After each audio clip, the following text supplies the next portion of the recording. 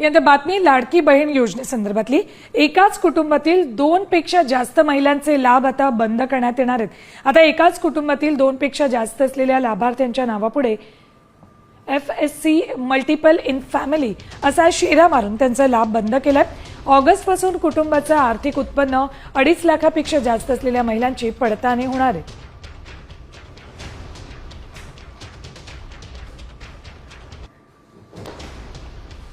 वयाची 65 वर्ष पूर्ण झालेल्या महिला त्यांचा लाभ बंद केला जाणार आहे। स्वतःचं किंवा कुटुंबाकडे 4 चाकी वाहन असेल तर अशा महिलांनाही लाभ बंद केलाय। संजय गांधी निराधार योजनेचा अन्य वैयक्तिक योजनेचा लाभ घेत असेल तर त्या महिलांचेही लाडकीचे पैसे बंद झालेत। 18 वर्ष पूर्ण नसताना देखील अर्ज केलेल्या मुलींनाही लाडकीचा लाभ मिळणार नाही। लाडकी बहीण योजनेच्या संकेतस्थळावर कुणाकुणाचे लाभ बंद केले जात आहेत करण्यात आले त्याबाबतची माहिती दिली आहे।